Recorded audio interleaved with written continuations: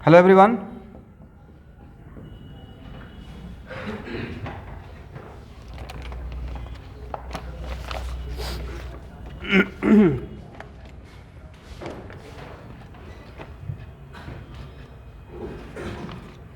हम लोग देख रहे थे एक्टिवेशन एनर्जी, राइट। तो एक्टिवेशन एनर्जी के लिए रेट कांस्टेंट, तो रेट कांस्टेंट का एक्सप्रेशन आर्हेनियस इक्वेशन क्या था? K equal to A e to the power, इसमें फर्स्ट केस तो डील कर लिए, करेक्ट है। कौन सा केस? जिसमें टेम्परेचर चेंज कर रहा था और एक्टिवेशन एनर्जी कांस्टेंट था। अब सेकंड केस लिखिएगा, टेम्परेचर कांस्टेंट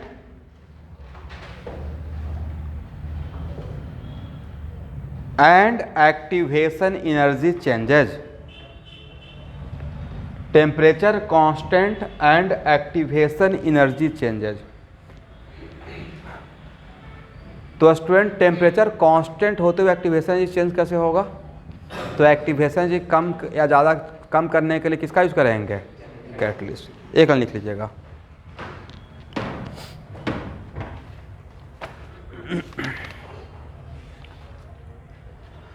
लिखिए, catalyst increases the rate of reaction without involving in the reaction.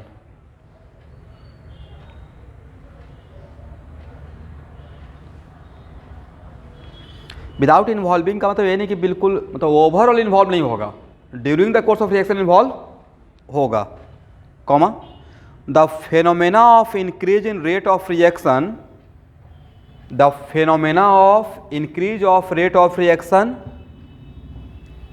with the help of catalyst known as catalysis is known as catalysis। फिर से एक बार, the phenomena of increase in rate of reaction with the help of catalyst known as catalysis।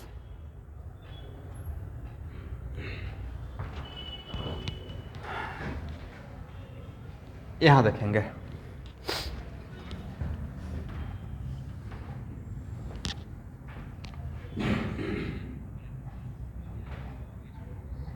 Catalysis, catalyst से catalysis.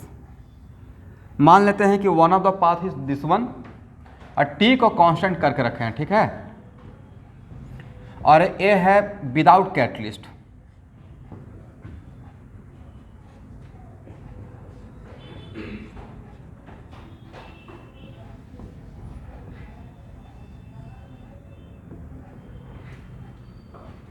तो देखिए, catalyst ने क्या किया, initial point और फाइनल पॉइंट को चेंज नहीं किया, करेक्ट, बट चेंज क्या कर दिया?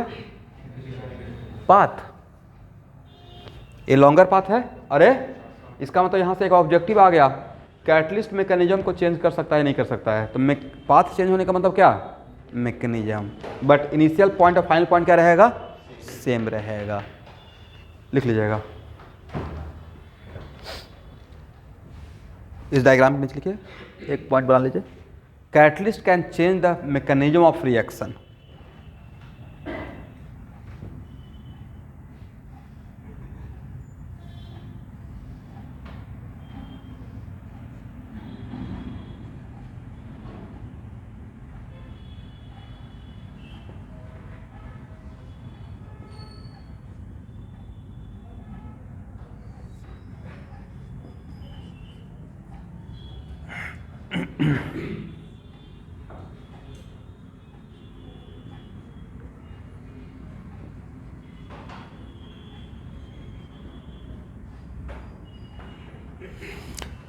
देखिए, अब next objective, catalyst enthalpy of reaction को चेंज कर सकता है नहीं कर सकता है?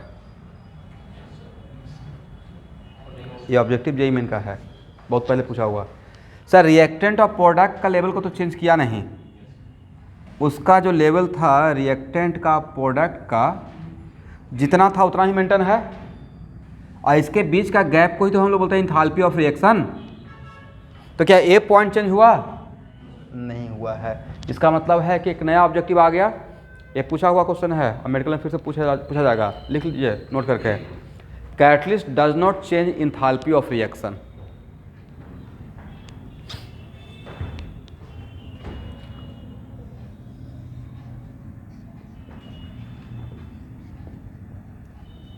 कोई पूछेगा क्यों? तो इनिशियल पॉइंट और फाइनल पॉइंट को चेंज नहीं किया है, सिर्फ पाथ को चेंज किया है, मतलब एक्टिवेशन एनर्जी को चेंज किया है।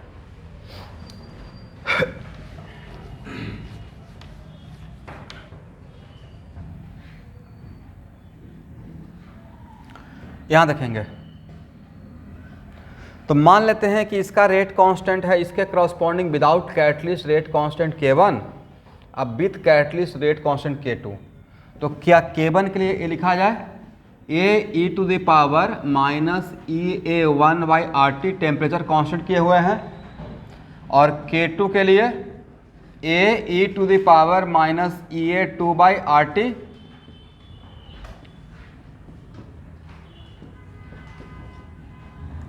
इक्वेशन सेकेंड को फर्स्ट से डिवाइड कर दीजिए।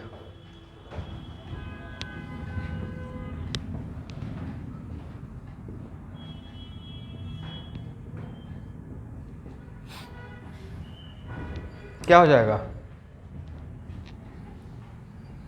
K2/K1। यहाँ देखिए कैटलिस्ट इस नंबर किस for a given reaction catalyst का इस नंबर को बढ़ाएगा या कम करेगा। For a given reaction total number of collision पर यूनिट टाइम फिक्स हो जाता है ना, वो टेम्परेचर चेंज होगा और नहीं कैटलिस्ट से। तो K2/K1 इक्वल टू कितना लिखिएगा? e⁻, बोलिए आगे। और जो कॉमन रहता है उसको कॉमन को बाहर निकालिए। कॉमन क्या लिखेंगे? 1/RT। अब ब्रैकेट में क्या रहेगा? EA1 अब माइनस EA2। देखिए तो सही है, सही है ना? दोनों तरफ लॉग लें, बेस E फर्स्ट।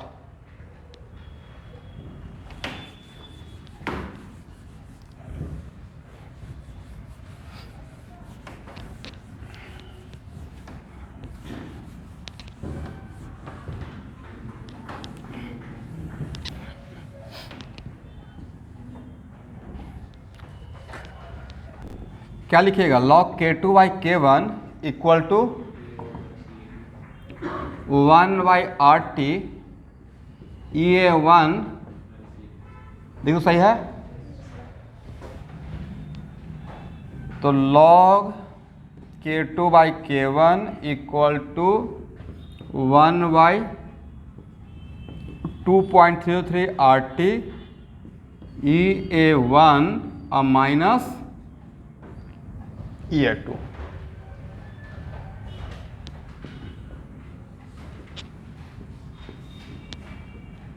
ये हो गया सेकंड केस। और नेक्स्ट थर्ड केस क्या हो सकता है कि sir both are changing, temperature भी चेंज कर रहे हैं और कैटलिस्ट भी यूज कर रहे हैं।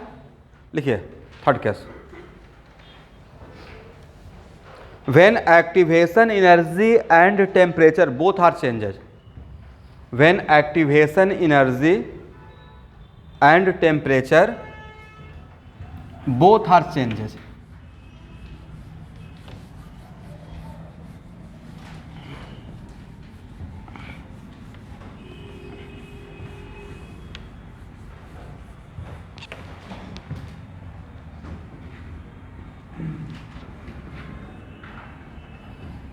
तब इस केस में क्या लिखिएगा? ये थर्ड केस है। K1 equal to e⁻ EA1/RT1, दोनों चेंज कर रहा है, और K2 equal to e⁻EA2/RT2। Second equation को फर्स्ट डिवाइड करके बताएं तो क्या होगा?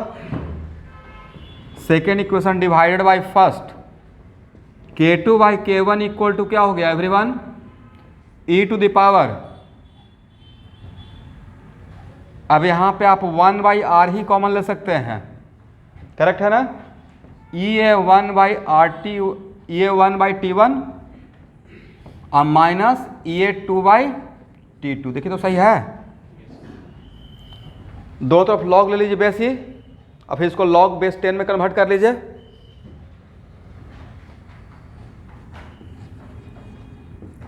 ड्रॉपर बैच का स्टूडेंट सुन पा रहे हैं? यहां तक समझ में आ रहा है? EA1/T1 और माइनस EA2/T2।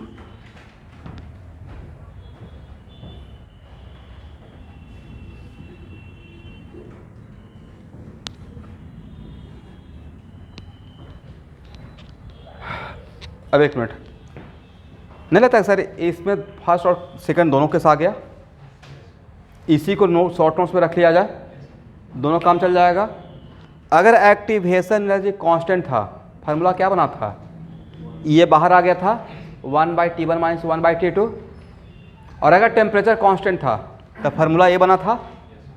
इसका मतलब this one is more and more than light. तो शॉर्ट नोट्स पे इसको रख लीजिएगा, ठीक है? इसमें इस फार्मूला में फर्स्ट और सेकंड दोनों केस का फार्मूला आ गया है, ठीक है?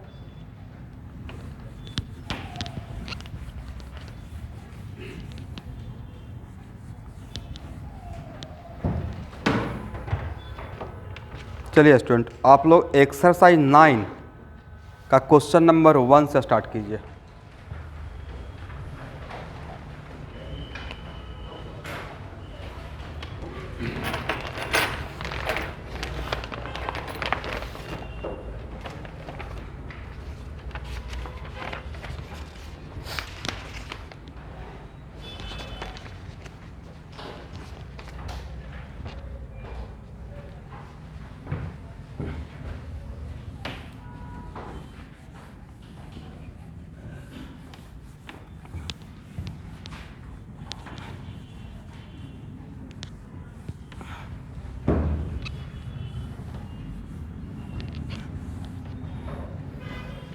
फर्स्ट क्वेश्चन पढ़िए, क्या है?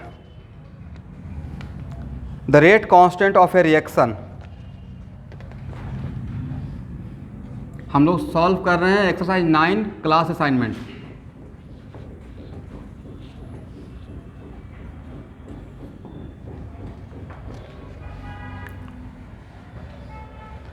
Calculate the activation energy. ये तो जस्ट फार्मूला पुटिंग है, right?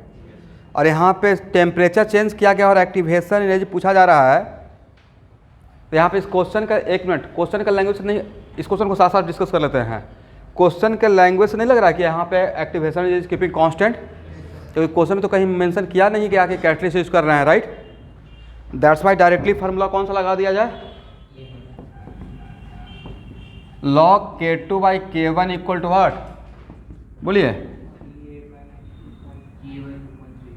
EA/2.303 R 1/T1 minus 1/T2। यहाँ पे K2 तो यहाँ पे T1, ठीक है?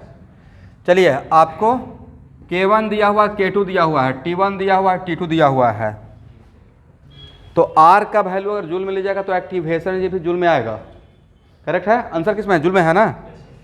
बट यहाँ से आप लोग में से किसी से मिस्टेक हो सकता है। बोले क्या? डायरेक्टली 1/50 कर देंगे। केल्विन में कन्वर्ट करना पड़ेगा, जल्दीबाजी में मिस्टेक हो सकता है। फार्मूला में केल्विन है तो टेम्परेचर भी किस में पुट करेंगे? केल्विन में। तो लॉग 1. मान लेते हैं मेरा T1 है 273 प्लस 50 और T2 है 273 प्लस 100, करेक्ट? ये मैं T1 T2 माना हूँ। तो log 4.5 इंटू, ये तो बहुत आसान क्वेश्चन है।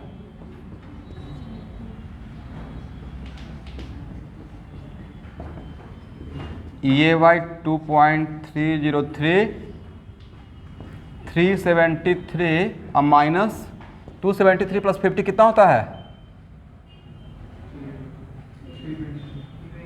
323 और डिवाइड बाई 373 इंटू 323।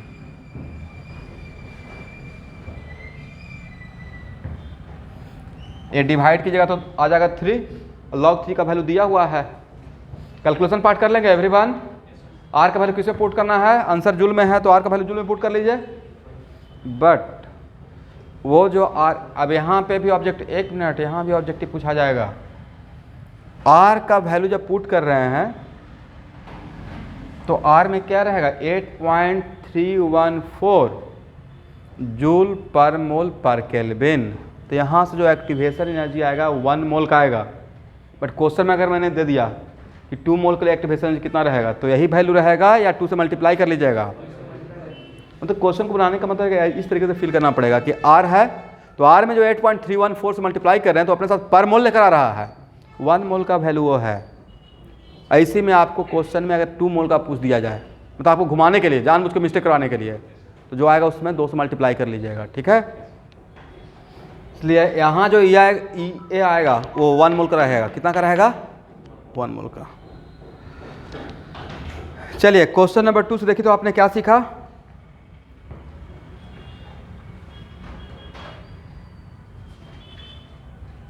सबसे पहले इसको सॉल्व कर लीजिए, ये हाथों हाथ सॉल्व हो जाएगा।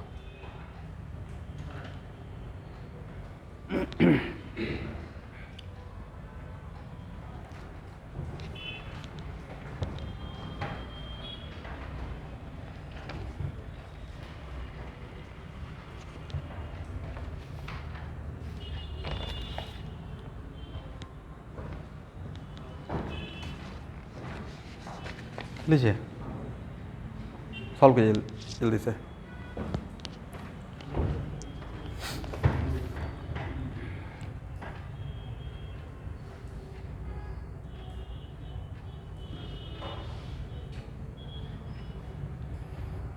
आप देख रहे हैं यहाँ पे 2 अलग अलग रिएक्शन का आर्हेनियस इक्वेशन का, आर्हेनियस कांस्टेंट का वैल्यू अलग अलग है।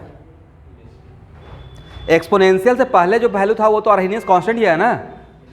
तो इस क्वेश्चन को सिर्फ बनाने के टाइम पे सिर्फ आंसर नहीं लाना है, आप इस चीज़ को भी देखिए कि थ्योरी के साथ मैच किया या नहीं किया।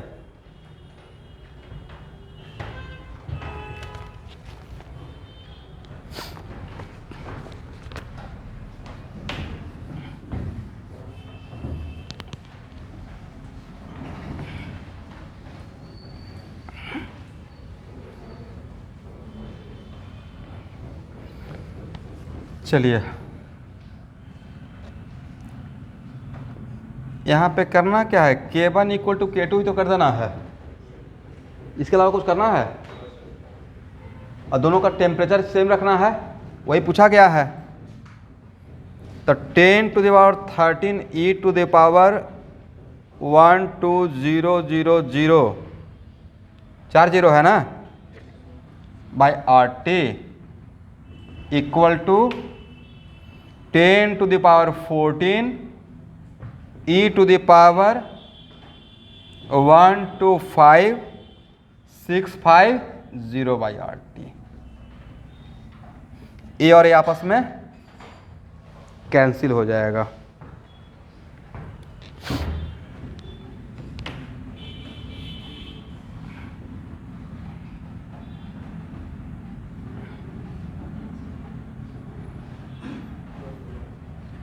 ठीक है, तो हाँ मतलब यहाँ पे 10 आएगा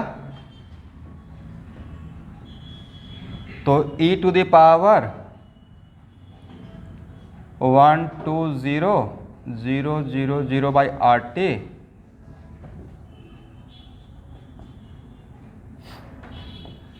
अब प्लस 12560 बाई RT। देखिए मैंने सही लिखा, इक्वल टू 10।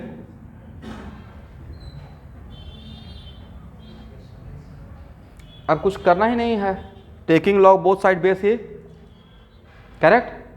और जैसे ही यहाँ पे taking log both side base e लीजिएगा तो ये हो जाएगा ln 10। और ln 10 को फिर हम लोग क्या करेंगे, लॉग में कन्वर्ट करेंगे। तो यहाँ भी 2.303 और यहाँ भी क्या रहेगा 2.303, करेक्ट। और 2.303 आपस में क्या हो जाएगा, कैंसिल। और ये बचेगा log 10 और log 10 का वैल्यू 1 हो जाएगा, ठीक है ना। तो लास्टली क्या बचेगा, क्या डायरेक्टली ये कर दिया जाए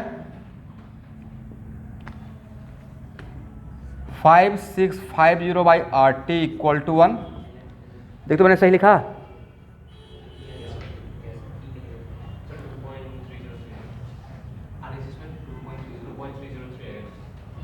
यहाँ तक सही है।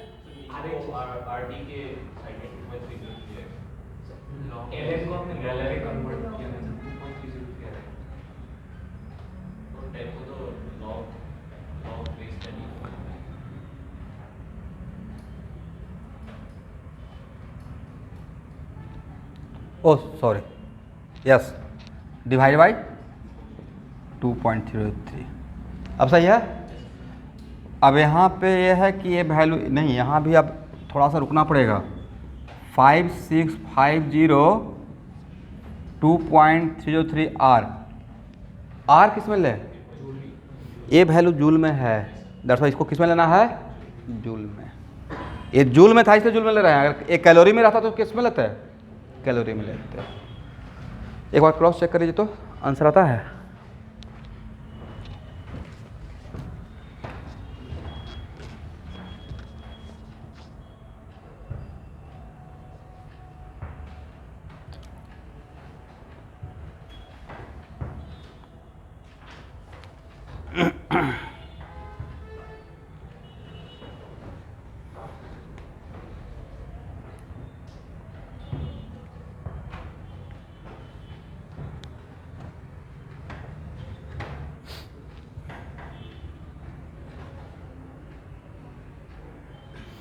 चलिए आंसर जिनका भी आ गया है वो क्वेश्चन नंबर 3 बनाइए। कितना फास्ट आप सॉल्व करते हैं क्वेश्चन नंबर 3?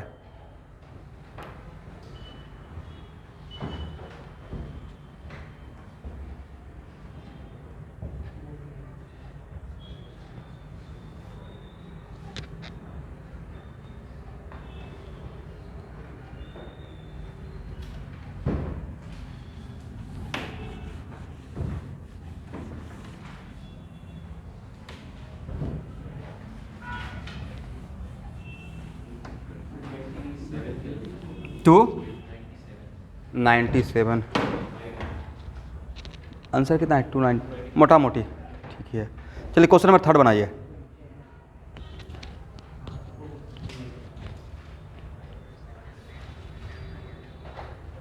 क्या बोले,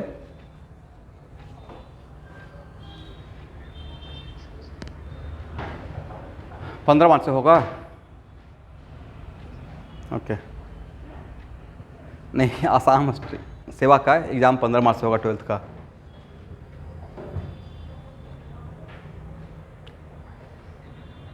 हाँ सेव नहीं, सेवा का स्टूडेंट, सेवा का। सीबीएसई का तो आधा एग्ज़ाम हो गया। शुभांकर यूनिवर्सिटी है कि किसका बोल रहे हैं, तो उनका आप लोग का तो हो गया ना 50%, और तो 50% ही बचा हुआ है। चलिए जब तक एग्ज़ाम का कुछ अनाउंसमेंट नहीं होता तब तक पढ़ लीजिए। और क्वेश्चन नंबर 3 का आंसर बताइए, सही है आंसर है या गलत है, वो देखिए तो।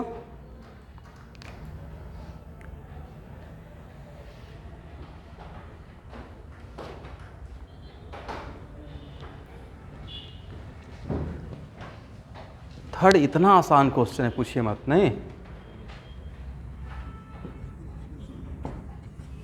log K2 बाई K1, यही कीजिएगा ना आप लोग। K2 by K1 equal to ये बाई 2.03 R, 1 बाई T1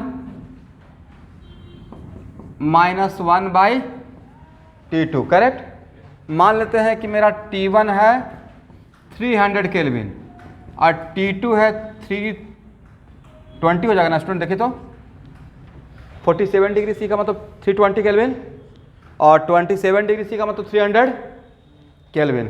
यहाँ तक सही है। K1 K2 दिया हुआ है या नहीं दिया हुआ है? फर्स्ट ऑर्डर रिएक्शन बोलकर T हाफ दिया हुआ था, इनडायरेक्टली तो आपको K1 K2 ही दिया हुआ है ना। लॉग 0.693 बाई कितना मिनट था,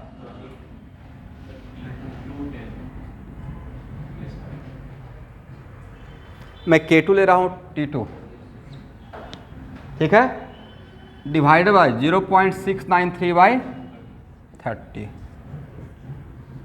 और log 3 का वैल्यू तो सबको रटा हुआ रहना चाहिए, तो हो जाएगा ये वाई 2 पॉइंट। इस टाइप का क्वेश्चन अगर छोड़कर कोई आ जाएगा बताइए,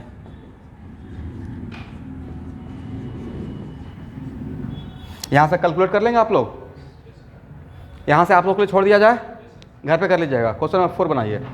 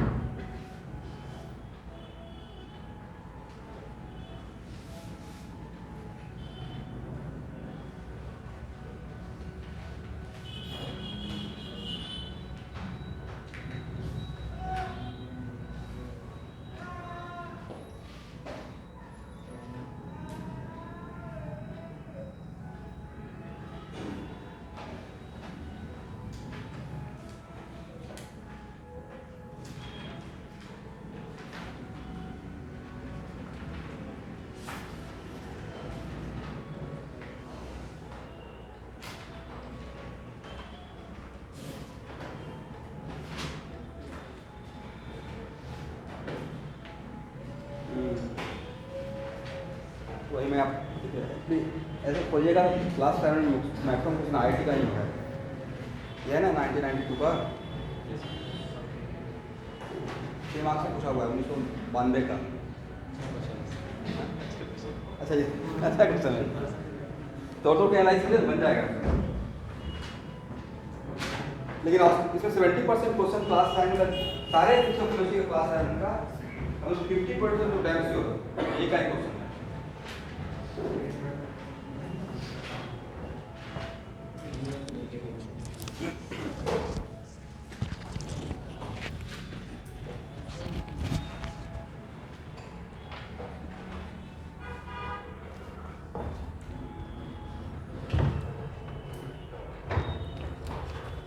आप लोग ट्राई कीजिएगा या मैं सॉल्व करूं?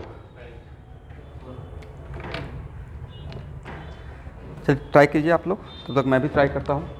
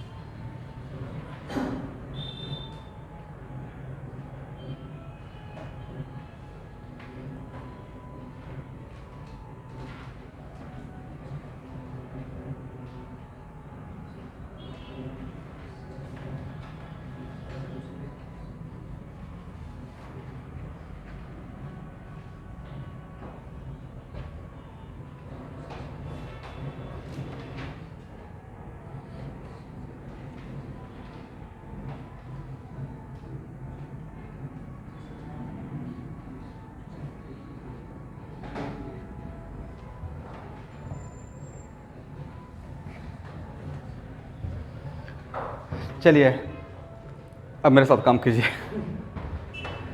क्वेश्चन को तोड़कर देखने का रिक्वायरमेंट था, लेकिन इस क्वेश्चन में एक लाइन में ऐड करना चाहूँगा, ध्यान सुनिएगा। एक लाइन में ऐड, हालांकि क्वेश्चन अच्छा फ्रेम किया गया है, बट इस क्वेश्चन में एक लाइन और मॉडिफाई करना चाहिए था। Concentration of first and second is keeping constant.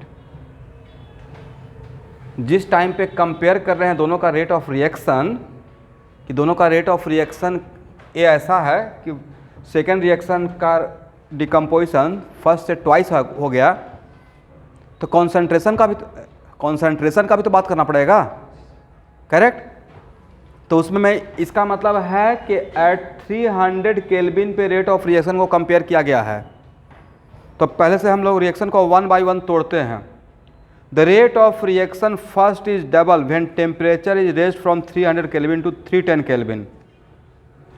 एक यहाँ देखिए मेरे साथ काम कीजिए। तो मान लेते हैं कि 300 केल्विन पे इसका रेट कांस्टेंट K1 था और 310 केल्विन पे तो इसका रेट कांस्टेंट कितना हो जाएगा कि कॉन्सेंट्रेशन तो सेम ही लेके से काम कर रहे हैं, राइट। तो क्या ऐसे लिख सकते हैं log 2K1 by K1 equal to ये बाई दिस वन। यहाँ से क्या मिल गया, फर्स्ट का एक्टिवेशन एनर्जी, यहाँ तक आ गए।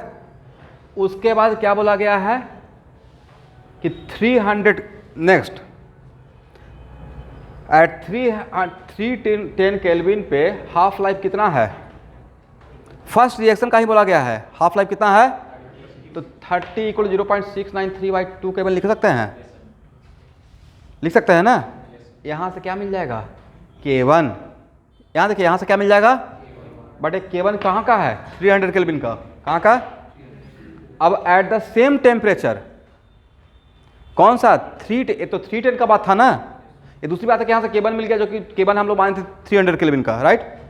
At the same temperature second reaction का डिकम्पोजिशन फर्स्ट के रेस्पेक्ट में 2 टाइम ज़्यादा है, राइट। तो सेकेंड, इसका मतलब सेकेंड का रेट ऑफ रिएक्शन फर्स्ट से 2 टाइम ज़्यादा है। तो आप रेट ऑफ रिएक्शन का कंपेयर कर रहे हैं और डायरेक्टली इसको हम लोग अप्लाई कर रहे हैं, इसका मतलब कॉन्सेंट्रेशन इस टेम्परेचर पर दोनों का सेम रखा गया होगा। अदरवाइज तो कॉन्सेंट्रेशन ऐसे लिखना चाहिए था ना, फिर ऐसे लिखना चाहिए था 310 A⁻1 और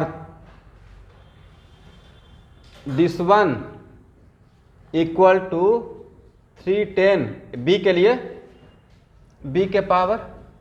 अब भाई जब तक A और एक सेम नहीं रहेगा तब तक इसके बीच में रिलेशन लिख पाएंगे, नहीं लिख पाएंगे। तो इस क्वेश्चन में इसको मॉडिफाई करना चाहिए था कि 310 केल्विन पे ए और बी का कॉन्सेंट्रेशन सेम है। तब ऑब्जर्व किया गया कि फिर भी बी का डिकम्पोजिशन 2 टाइम ज़्यादा है, वो किसके वजह से रहा होगा, रेट कांस्टेंट के वजह से, करेक्ट है ना। तो ये मैंने खुद दिमाग में एज्यूम कर लिया और कोई उपाय ही नहीं था। तो एट 310 केल्विन पे K2 क्या मान रहे हैं, यहाँ देखिएगा K2 मैं मान रहा हूँ रिएक्शन सेकेंड का रेट कांस्टेंट 310 केल्विन पे, और एक K2 के लिए 4 K1 लिख सकते हैं क्योंकि 2 K1 क्या है 310 पे रिएक्शन फर्स्ट का रेट कांस्टेंट है। तो यहाँ से क्या K2 निकल जाएगा भाई, K1 तो आप पहले निकाले हुए हैं, अब K2 निकल गया और उसके बाद इंफॉर्मेशन दिया हुआ है कि सेकेंड का एक्टिवेशन ये फर्स्ट के रेस्पेक्ट में आधा है। तो एक्टिवेशन तो पहले निकाल के रेडी है, राइट, ठीक है ना। अब नेक्स्ट क्या बोला गया है कि सेकेंड रिएक्शन का 300 केल्विन पे क्या रहेगा रेट कांस्टेंट, कोई बात नहीं है। तो अब लास्ट स्टेप में यहाँ तक सबको समझ में आ गया है। लास्ट स्टेप रिएक्शन बी के लिए क्या ये लिख सकते हैं, रिएक्शन बी के लिए यहाँ देखिएगा K2 by K2 डैश, और K2 डैश मान रहा हूँ रेट कांस्टेंट है 300 केल्विन इक्वल टू बोलिए EAB बाई 2.03 R 1/310 माइनस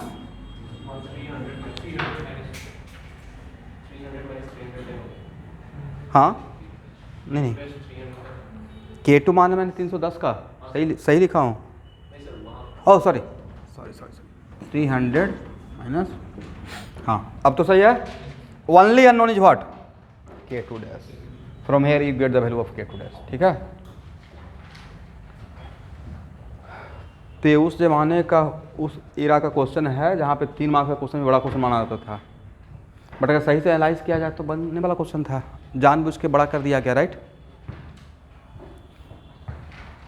जानबूझ के नहीं, आपको पेशेंस चेक किया गया जो कैसे कैसे, ऐसे नहीं तो फर्स्ट टाइम में कहाँ से क्वेश्चन उठा कहाँ जा रहा है।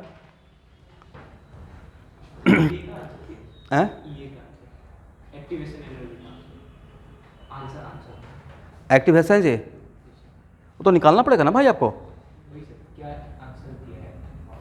एक्टिवेशन पूछा ही नहीं गया है।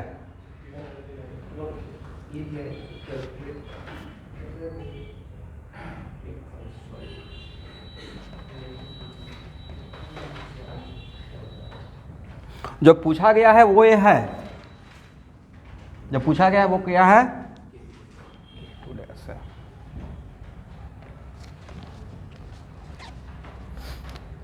कैलकुलेट कीजिएगा 100% आंसर आ जाएगा। आ गया है, इसको घर पे कैलकुलेट कर लेंगे एवरीवन। सॉल्यूशन समझ में आ गया? आप सॉल्यूशन सिर्फ सिस्टमैटिक लिख लीजिए। हाँ तो वो तो आपको लॉग टेबल में मिल जाएगा।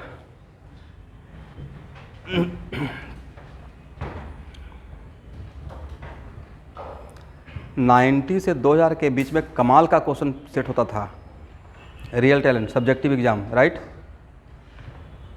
मतलब उस टाइम पे नहीं, अभी भी वैसा ही होता है, बट उस टाइम पे समझिए कि सब्जेक्टिव पेपर आप लिख रहे हैं, ऑब्जेक्टिव में तो थोड़ा मार्क्स उठा भी लीजिएगा, सब्जेक्टिव नहीं लगता है, सब कुछ लिख कर मार्क्स लाना पड़ेगा, प्रॉपर रिदम प्रॉपर तैयारी करके बैठना पड़ेगा। अगर मान लेते हैं आपका सेकंड टर्म सब्जेक्टिव है तो शॉर्टकट में काम चलेगा, लेकिन वो ज़्यादा अच्छा है, आपको बनाने में भी अच्छा लगेगा।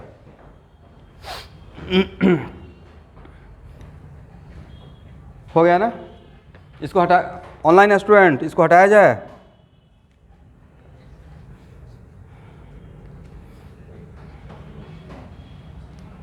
Question number 5,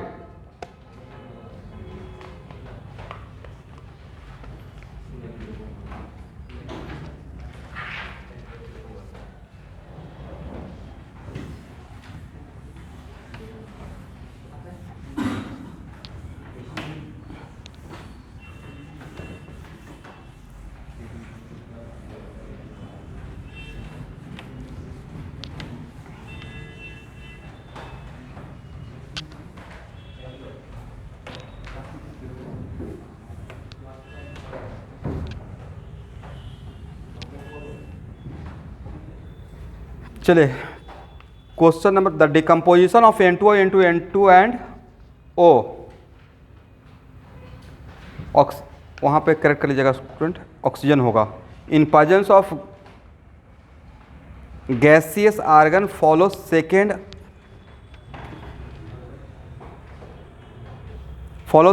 second order kinetics, okay, जिसका रेट कांस्टेंट दिया हुआ है। What is the energy of activation of this,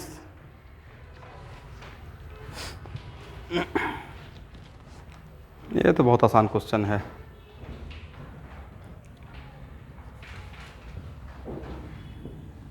K equal to 5 into 10 to the power 11 e to the power 29000 KYT।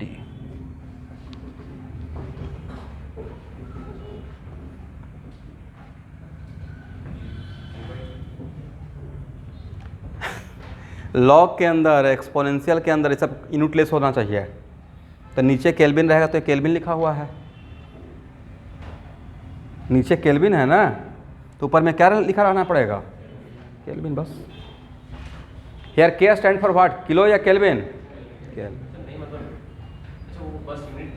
हाँ यूनिट दिया हुआ है, मैं तो यही समझाऊंगा एग्जाम में, अगर मैं बैठूंगा तो क्या समझाऊंगा। बट थोड़ा सा सर यहाँ पर कन्फ्यूजिंग था, किलो भी समझ सकते थे। इसको कंपेयर इससे कर लीजिए भाई, e to the power minus AY/RT, correct. इसका मतलब ये किसका वैल्यू दिया हुआ है, AY/R का वैल्यू दिया हुआ है, नहीं ये किसका वैल्यू है, AY/R का। तो व्हेन वी कंपेयर फर्स्ट का सेकेंड से, देन AY/R इक्वल टू 29000।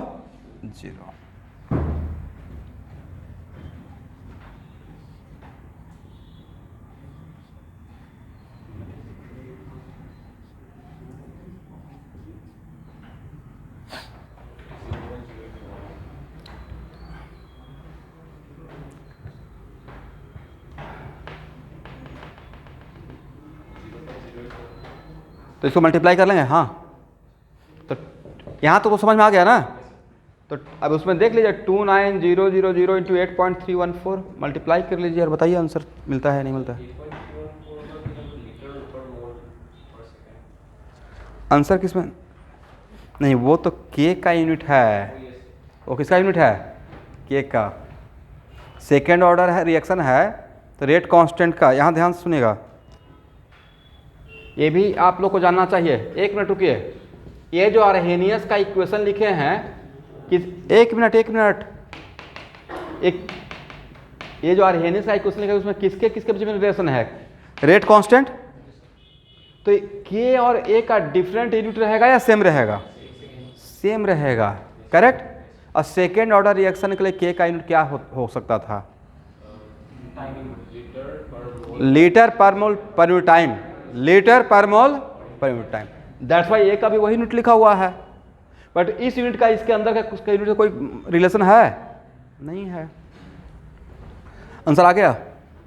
चलिए तो क्वेश्चन नंबर 6 बना लीजिए।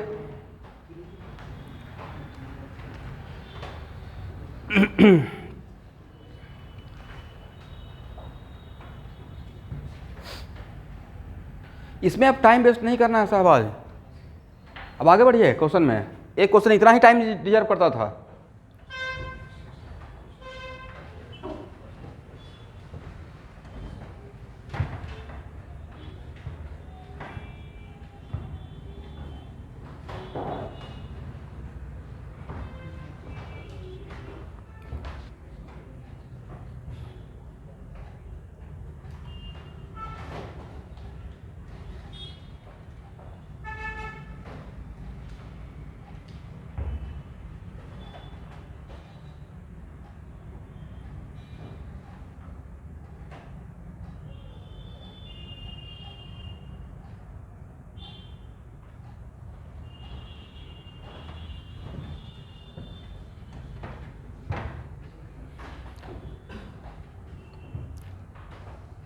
आंसर आ गया एवरीवन क्वेश्चन नंबर 6 का?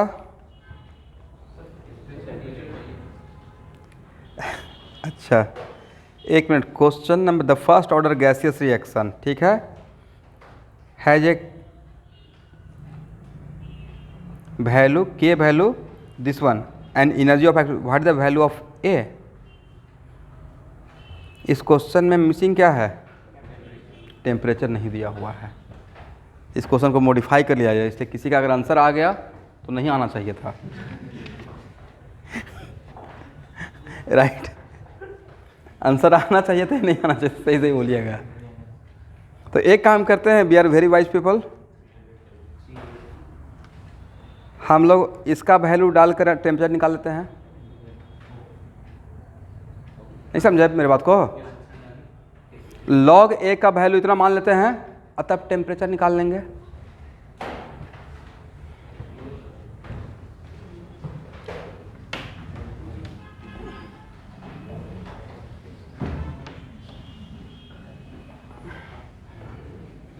यहाँ देखिए, यहाँ देखना है।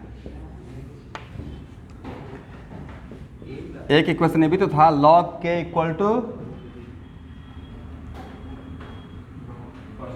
कुछ नहीं, कहाँ ध्यान है भाई?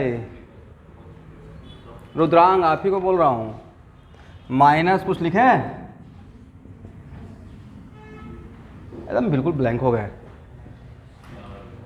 क्लास तो जो छोड़ देते हैं उसको लिखते नहीं है दोबारा। तो फार्मूला तो अब यहाँ पे रहना पड़ेगा, ये बाई 2.303 आर था ना यहाँ पे 1/t लॉग है। तब आपको हम लोग क्या करेंगे, टी नहीं दिया हुआ था, अब उल्टा काम कर लेंगे। हम लॉग ए ऐसा मान लेंगे कि लॉग ए जानते हैं और लॉग के जानते हैं और एक्टिवेशन एनर्जी भी जानते हैं, बट इस बात का ख्याल रखिएगा कि एक्टिवेशन एनर्जी यहाँ पे जूल में दिया हो, किलो जूल में। अब यहाँ पे किलो जूल है वो, ठीक है। यहाँ पे के स्टैंड फॉर व्हाट? किलो। तो यहाँ पे आर का वैल्यू 8.314, यहाँ से टी निकाल लीजिएगा।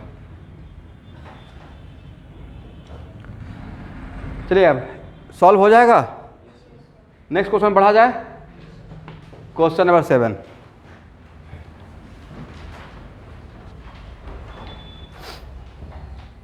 क्वेश्चन नंबर 7 ये भी IIT का ही क्वेश्चन है। देखिए जो लोग अभी हम लोग जो पढ़ाते हैं वो बहुत पहले ही उन सब बातों पे वो लोग सोच लिए हैं, बड़ा स्ट्रेट। मैं भी क्वेश्चन नंबर 2016 का जेईई मेन का भी क्वेश्चन देख रहा था केमिकल एनर्जी, इतना आसान सा क्वेश्चन पूछा गया है। थोड़ा भी चैप्टर में प्रैक्टिस कर लीजिएगा, क्वेश्चन लगा के आ जाइएगा।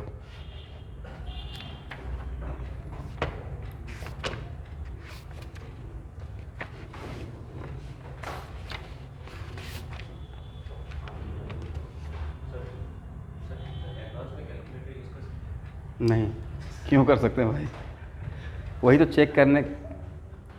देखो एडवांस में नहीं लगता कि सिंपल सी बात है कि रिजेक्शन हो रहा है, बहुत लोग तैयारी कर रहे हैं, तो उस थ्रेशोल्ड को क्रॉस करना है और सही से एनालाइज किया जाए तो 360 में अगर आप 150 भी लाने के लिए कैपेबल हैं, सिलेक्शन हो जाएगा। मतलब अपने क्वालिटी को पहचानिए।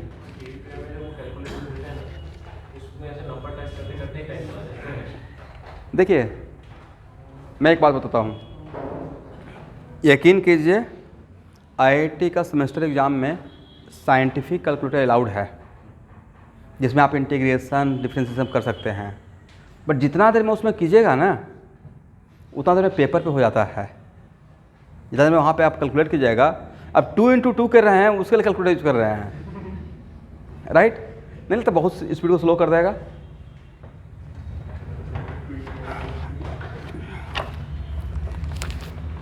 और इतना देर में क्वेश्चन नंबर 7 का आंसर भी आता, जितना देर में मैं आपसे बात कर लिया।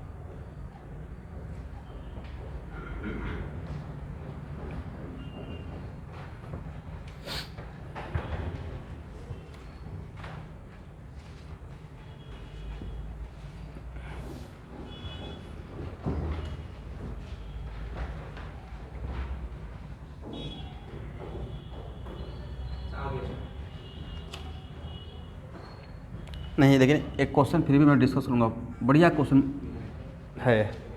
यहाँ देखिए, इस क्वेश्चन का खासियत ये था कि रेट कांस्टेंट दिया हुआ है, right? And at this temperature 1.5 into 10⁻⁻⁴% reactant molecules are able to cross over energy barrier, correct?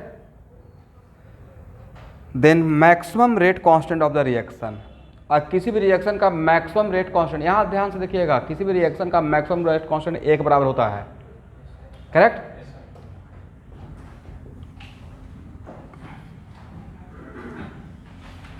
और यहाँ से जो एनर्जी बैरियर को क्रॉस करेगा तो नहीं रहता K/A, ये था फ्रैक्शन ऑफ इफेक्टिव कॉलिजन, और यही जो फ्रैक्शन का वैल्यू तो इस एनर्जी बैरियर को क्रॉस करेगा। इसका मतलब यहाँ पे क्या F का, तो यहाँ पे इसमें अगर 100 से मल्टीप्लाई करेंगे K/A इंटू 100, करेक्ट? ये आपको इनडायरेक्टली ये वैल्यू दिया हुआ है कि पूरे कॉलिजन का कितना %, तो K/A इंटू 100 इक्वल टू वाट। ये बात समझ पाए थे आप लोग? जो एनर्जी बैरियर क्रॉस करेगा वही प्रोडक्ट में कन्वर्ट होगा, ठीक है? और K का वैल्यू दिया हुआ है, K का वैल्यू दिया हुआ है, क्या यहाँ से A निकल जाएगा? तो यहाँ से A फाइंड आउट कीजिए, पहला बात तो ये हो गया। और उसके बाद K equal to A e⁻⁻⁴RT, और K वर्सेज A का तो ये रिलेशन था, K वर्सेज T का, राइट? तो किसी रेट कांस्टेंट का मैक्सिमम वैल्यू किसके बराबर हो सकता है? 1 बराबर। तो K मैक्स A निकाल, यहाँ से K max equal to what. तो इस क्वेश्चन का यही ट्रिक था, ये भी जेईई का पूछा हुआ है क्वेश्चन। ठीक है, करेक्ट आएगा तो बन जाएगा। तो क्वेश्चन नंबर 8 बना लीजिए।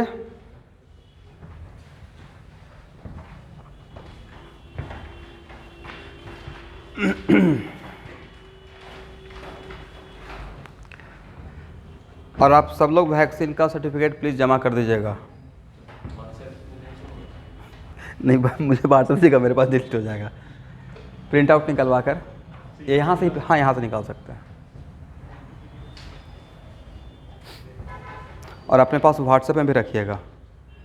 आप लोग का सिंगल डोज है, डबल डोज वाले हैं?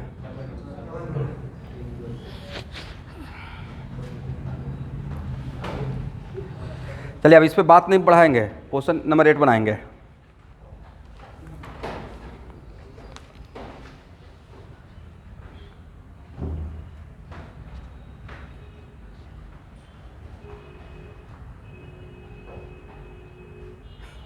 ये तो क्वेश्चन में 8 मजाक किया गया आप लोग के साथ।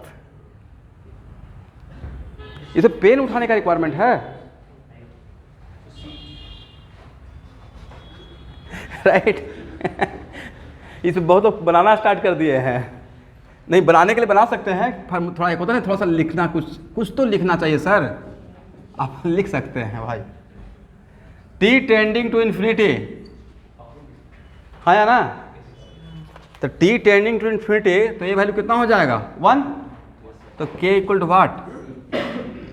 तो k मैक्स, इनडायरेक्टली आपसे k मैक्स पूछ रहा हूँ, that is equal to what a। लेकिन इसमें मिस्टेक बच्चे क्या करके आएंगे, the value of rate constant, उनको रेट कांस्टेंट का वैल्यू यहाँ पे दिखाई पड़ते रहेगा राइट, जल्दीबाजी में। बट यहाँ पे इनडायरेक्टली आपको k नहीं पूछ रहे हैं, k मैक्स पूछ रहे हैं, that is equal to Arrhenius equation, sorry Arrhenius constant. Question number 9, ये तो जस्ट फार्मूला चेक किया जा रहा है कि आप फार्मूला को जानते थे या नहीं जानते थे राइट।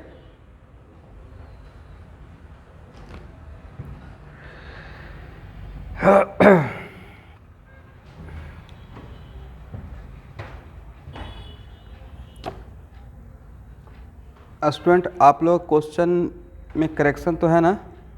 क्वेश्चन में क्या है, 6 माइनस है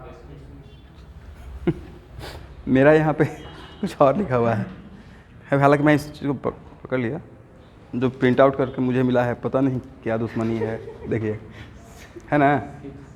मतलब ये सबसे बड़ा चेक मेरा ही हो रहा है, एकदम उल्टा पुल्टा कर रखे, तो थैंक गॉड समझ में आता है कि हाँ कहाँ पे क्या होना चाहिए।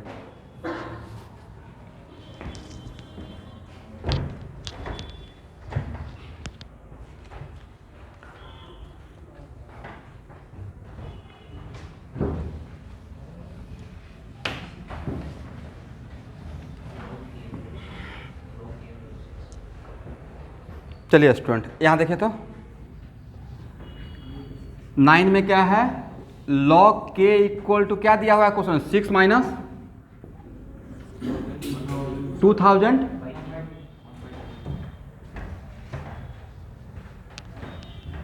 By T. कोई बात नहीं, इसको इसके साथ कंपेयर कर लीजिए, log k equal to log a minus ये बाई 2.303 RT, सही है ना। यहाँ देखिए आपको नहीं लगता कि this one equal to this one, तो log a equal to 6, then a equal to 10 to the power 6, ये निकल गया। उसके बाद ये बाई 2.303 R इक्वल टू क्या लिख सकते हैं 2000, ठीक है करेक्ट। तो यहाँ से ये निकल जाएगा, निकाल लीजिएगा।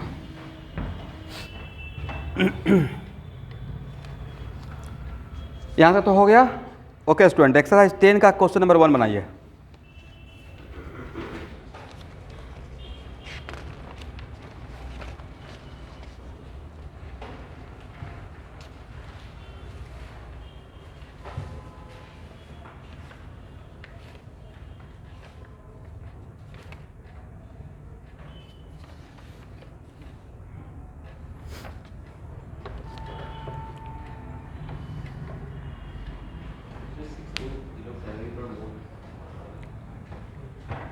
in the decomposition of H2O2 at 300 Kelvin, correct?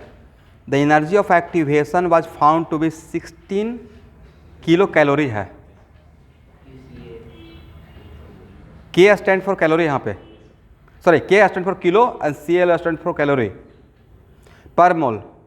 While it is decreased to 10 kilocalorie per mole when the decomposition was carried out in the presence of catalyst at 300 Kelvin. मतलब temperature is keeping constant, right?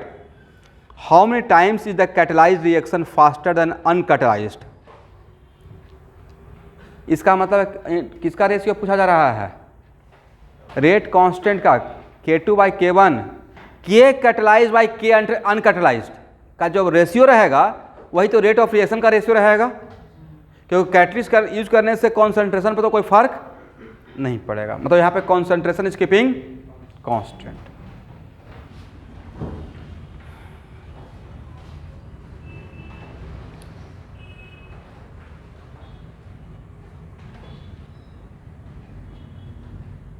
सबसे पहले formula लिखना चाहिए.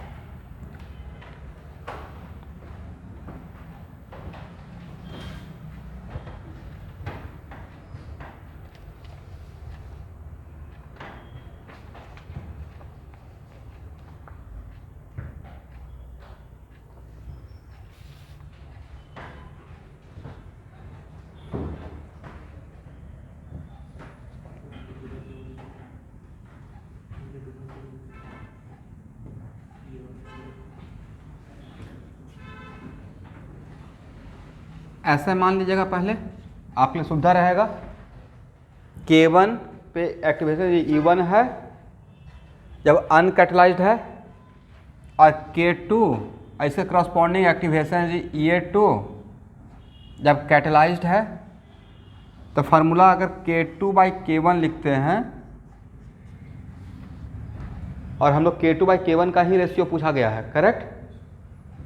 Equal to, बोलिए क्या लिखे formula में? 1/2.303 RT EA1 minus EA2. But इस बात का ख्याल रखिएगा कि यहाँ पे वैल्यू आप ले रहे हैं. यहाँ देखिए, एक मिनट मैं बता रहा हूँ. 2017 की बात है. एक स्टूडेंट से इसके वजह से आंसर रॉन्ग आ गया था कि ये का वैल्यू कुछ 1 या 12 के जूल. एग्जाम में समझते हैं प्रेशर इज सो हाई, वो बार बार 12 पुट कर रहे थे. हो सकता है ना 12 केजे का मतलब किलो जूल. भाई किलो छोड़ देगा, किलो में 10⁻³ छुपा हुआ है, समझ गए?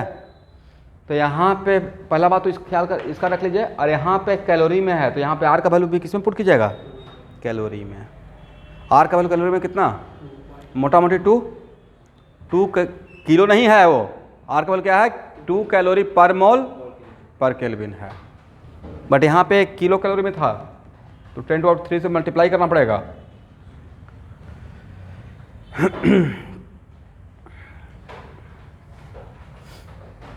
अनंत, उसके बाद एंटी लॉग लेना पड़ेगा. अच्छा दिया हुआ है.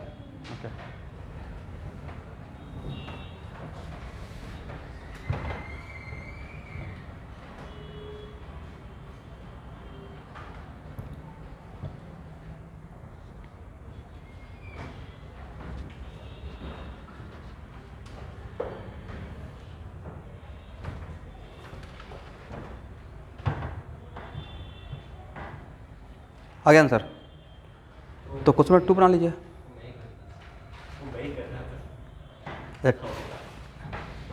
अच्छा वही कर रहे थे, 1000 से नहीं हो पा, ठीक है, इस बात का ख्याल रखिएगा, एग्जाम में मिस्टेक हो सकता है।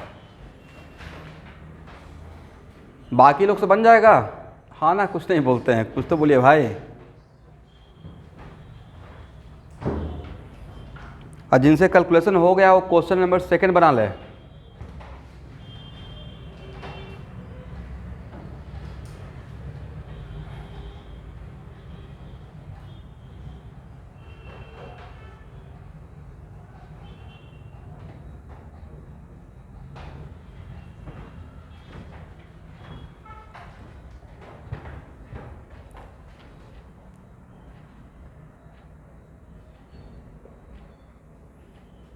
इसी स्पीड से घर पे आपको बनाना पड़ेगा अभी रिवीजन के टाइम पे। जैसे होता है ना, मैं यहाँ पे मेरा एकदम प्रेशर है, जल्दी से कवर कीजिए 2 मिनट में, तब जाकर इफेक्टिव स्पीड डेवलप होगा, स्पीड डेवलप होगा।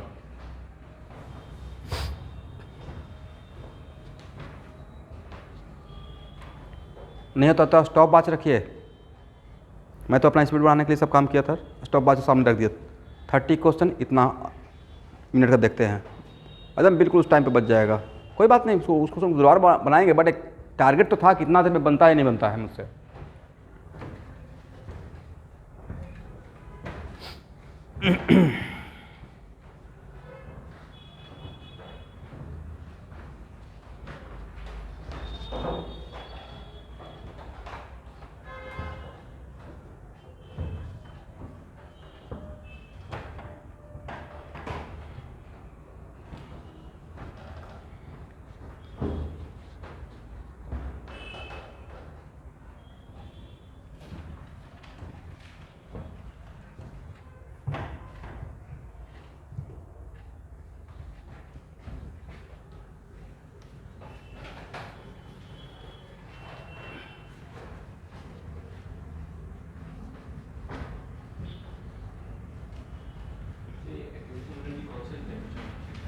क्या बोले?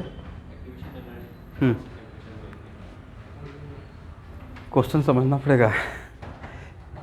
The reaction A converted to B plus C carried out at 227 degree, correct? If the same reaction takes place in the presence of catalyzed at the same rate, the temperature required is 127 degree, correct?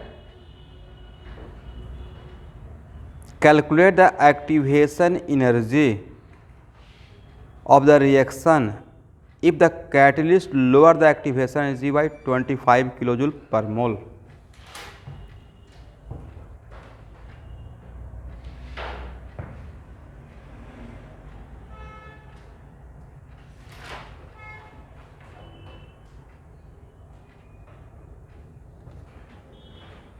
Try कीजिए, ये भी question आया हुआ है।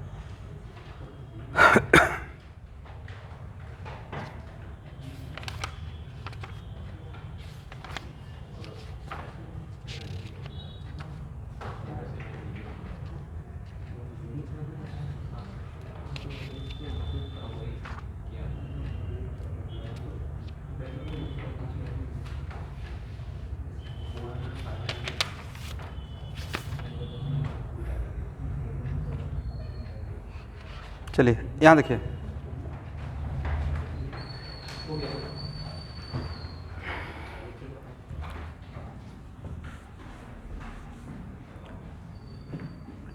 To 27 degree C है ना, यहाँ पे इस पे एक्टिवेशन एनर्जी भी कुछ रहा होगा और इसका रेट कांस्टेंट K1, करेक्ट। लेकिन अगर हम लोग इसमें कैटलिस्ट यूज करते हैं तो जो K1 का वैल्यू 227 पे मिल रहा है वही 127 पे मिलेगा। तो इसलिए कैटलिस्ट यूज कीजिएगा तो एक्टिवेशन चेंज हो जाएगा। और इसका K2 तो नहीं, तो इसमें एक्टिवेशन और टेम्परेचर दोनों चेंज हो गया। और एक कौन सा एक्टिवेशन जी, विथ कैटलिस्ट, और एक क्या था, विदाउट कैटलिस्ट। तो जो भी आपको निकालना था वैल्यू निकाल लेंगे। तो भाई इसमें ये वाला फार्मूला चलता, कौन सा, log K2 बाई K1 है ना, इक्वल टू क्या था, आगे बोलिए, 1 by 2.03 R EA1 by T1। ये तो इतना आसान था भाई। ये वैल्यू हो गया 0, ये क्या हो गया, तो इधर क्रॉस मल्टीप्लाई होकर भी क्या हो जाएगा, 0। ये अच्छा क्वेश्चन है, ये तो बिल्कुल डिजर्व करता है जेई मेन को, EA2 बाई T2। बट इसमें केल्विन में ले लीजिएगा टेम्परेचर को, right.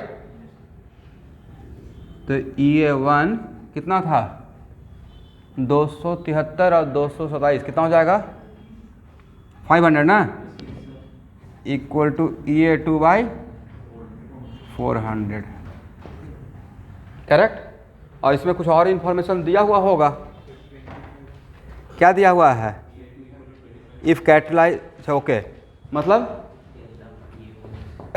EA1 minus EA2 equal to 25 kilo joule ना। चलिए तो यहाँ से आप सब बन जाएगा, यहाँ से सॉल्व कर लीजिए।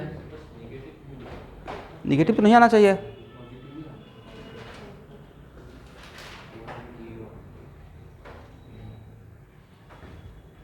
EA1 के लिए लिखिए ना 25 kilo joule plus EA2, right. 25 kilo joule plus EA2 by 5 equal to EA2 by 4, cross multiply कर लीजिए, कितना हो जाएगा, EA2 इक्वल टू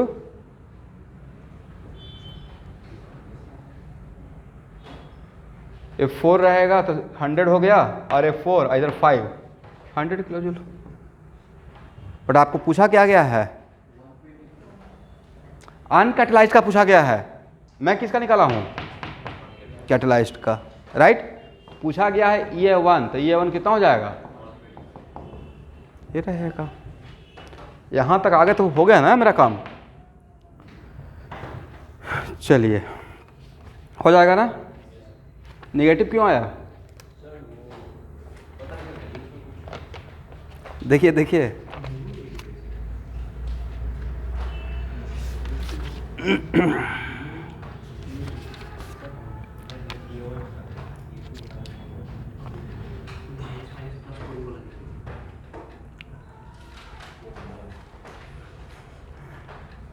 एक minute,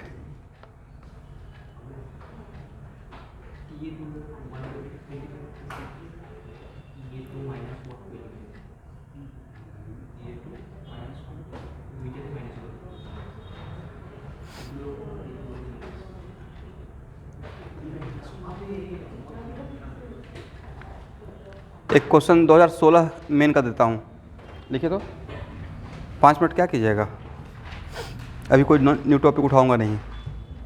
decomposition of H2O2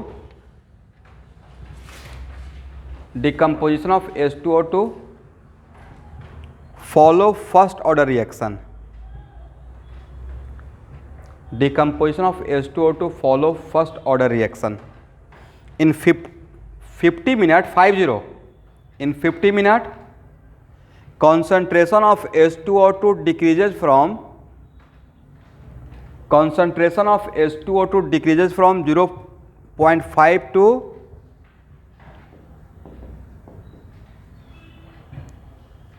0.125 m molarity. In one such decomposition, full stop, when the concentration of H2O2 reaches to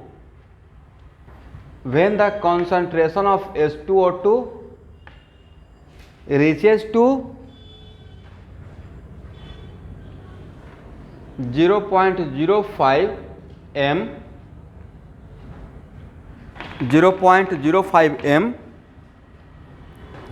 the rate of formation of O2 will be, the rate of formation of O2 will be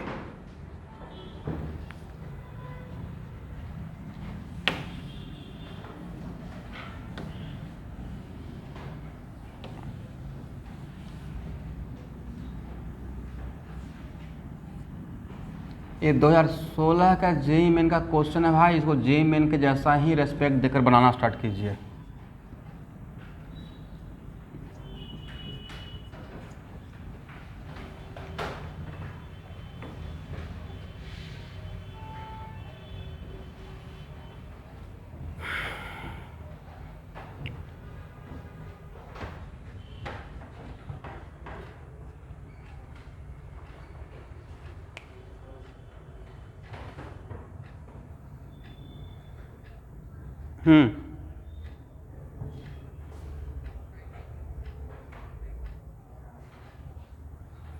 मैं फिर से question को एक बार पढ़ रहा हूं।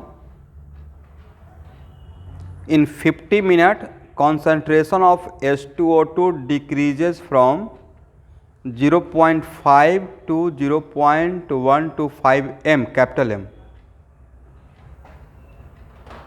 full stop. When the concentration of H2O2 reaches 0.05 m,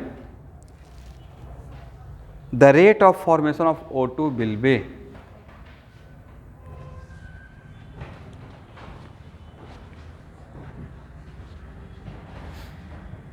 एकदम cool mind से बनाइए, दो बन जाएगा, टाइम थोड़ा लगेगा, बनाइए तो।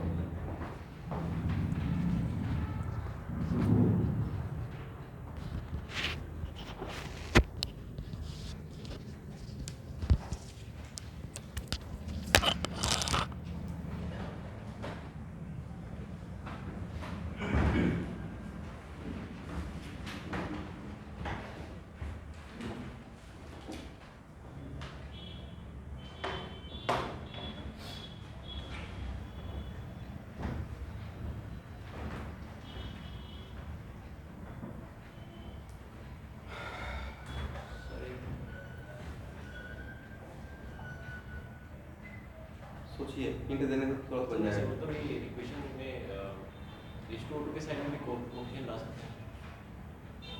आ सकता है, बट आप इसी इक्वेशन को दिमाग में रखते हैं।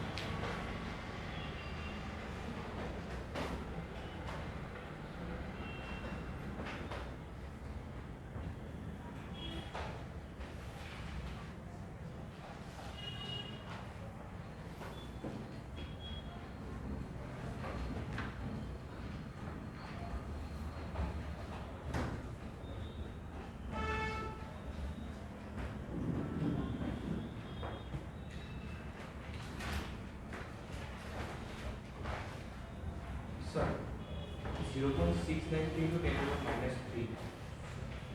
0.693 into 10 to the minus 3. Very good. एक मिनट रुकिए, मैं वेरी गुड बोल दिया कि ऑप्शन मिला देता हूँ, बट एक ऑप्शन ये भी है, इतना सर्टिफिकेट मैच कर गया कैलकुलेशन के साथ।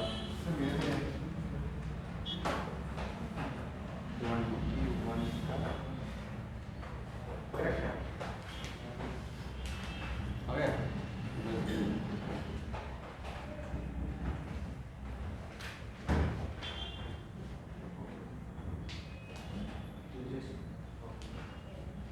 जिनका नहीं आया वो लगे रहिए भाई।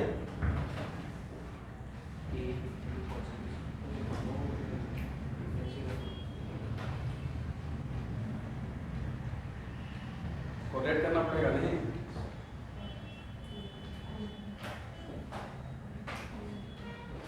एक ही क्वेश्चन में 3 कॉन्सेप्ट पूछ लिया गया, करेक्ट?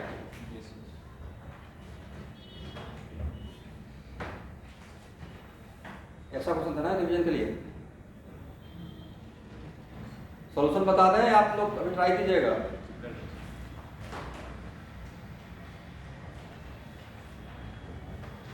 इसी चैप्टर का पूरा बात दिमाग में लेके बैठना पड़ेगा एग्जाम में, कहाँ से उठाए कहाँ पे जम करवाया जाएगा। क्या देखिए, कॉन्सेंट्रेशन वर्सेस टाइम से क्या निकल गया है ना? फर्स्ट ऑर्डर का कॉन्सेंट्रेशन वर्सेस टाइम का इक्वेशन हम लोग पता है, वहां से क्या निकला? के कौन सा? kT इक्वल टू 2 पॉइंट ये था ना 2.3 लॉग C0/CD, वो तो और बढ़िया था 2 हाफ लाइफ। तो वहां से क्या निकल गया? उसके बाद रेट लॉ एक्सप्रेशन से उस टाइम का इंस्टेंटेनियस रेट ऑफ रिएक्शन निकल गया है ना? जिस टाइम पे कॉन्सेंट्रेशन इतना है उस टाइम पे rate of formation of oxygen पूछ रहा है।